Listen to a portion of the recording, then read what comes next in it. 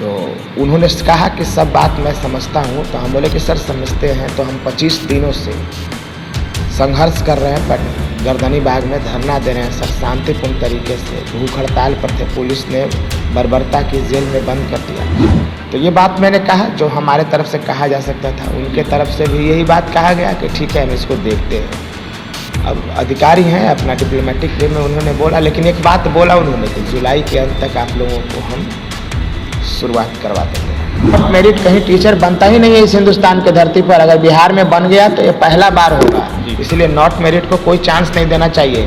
अरे एक को दीपक कुमार नॉट मेरिट का टीचर नीमा कोलवाला तो पूरा बिहार का चीरहरण कर दिया। ये अगर बंच में चला जाएगा तो पूरा बिहार का को बर्बाद कर देगा, भविष्य को खत्म कर देगा, निगल जाएगा।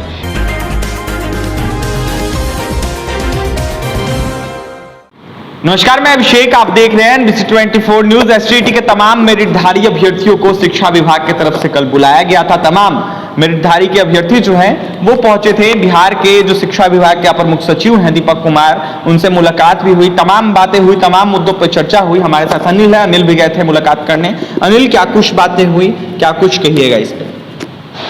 जी, कल लगभग 2 बजे गर्दनी बाग थाना के जो सब इंस्पेक्टर हैं धनंजय सर, उन्होंने हम लोगों को बुलाया और खान सर से मिलवाया। और खान सर तुरंत उसी समय वायरलेस से बात किए शिक्षा विभाग से, और वहाँ से निर्णय लिया गया कि इन लोगों को आज 4:30 बजे मिलवाना है। 4 बजे हम लोग खान सर के साथ, जो सरकारी गाड़ी है जिला नियंत्रण कक्ष का, उसके साथ हम लोग सचिवालय गए। 10-15 मिनट इंतज़ार किए होंगे, 4:30 से पहले ही मिलने का वक्त मिल गया हम लोगों को। तो फिर हम लोग मिले, बहुत ही बढ़िया बातचीत हुई। उनको जब मैं पूरे कागजात देने लगा, लगभग 150 पन्नों का सबूत कि विज्ञापन क्या है, इसकी चयन प्रक्रिया क्या है, पूरे राज्य के सभी देशों, पूरे सभी राज्यों में किस तरह से चयन की प्रक्रिया होती है, उन्होंने कहा कि अनिल मुझे सब पता है, सब पता है। तो ऐसा बातचीत हुआ। एक्चुअली हम लोग जब जिला नियंत्रण कक्ष में नाम दिए थे तो हम लोग 4-5 नाम दिए थे, जिसमें से उन्होंने 2 नाम को सेलेक्ट किया था, मेरा, अनिल, अभिषेक और एक आलोक जी। तो आलोक जी कोई कारणवश अंदर नहीं जा पाए, उनको कुछ समस्या हो गया, और हम लोग 2 लोग वहाँ गए थे, मैं था और अभिषेक जी थे। तो उन्होंने कहा कि सब बात मैं समझता हूँ। तो हम बोले कि सर समझते हैं। तो हम 25 दिनों से संघर्ष कर रहे हैं, बट गर्दनी बाग में धरना दे रहे हैं सर, शांतिपूर्ण तरीके से। भूख हड़ताल पर थे, पुलिस ने बर्बरता की जेल में बंद कर दिया। सिर्फ इसलिए मैं कष्ट झेल रहा हूँ कि आप मेरे मामला को समझ लें, आपके संज्ञान में मामला चला जाए।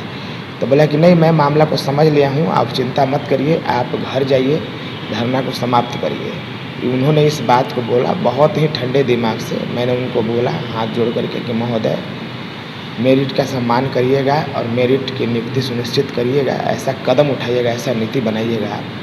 तो ये बात मैंने कहा जो हमारे तरफ से कहा जा सकता था, उनके तरफ से भी यही बात कहा गया कि ठीक है हम इसको देखते हैं। अब अधिकारी हैं, अपना डिप्लोमेटिक वे में उन्होंने बोला, लेकिन एक बात बोला उन्होंने कि जुलाई के अंत तक आप लोगों को हम शुरुआत करवा देंगे।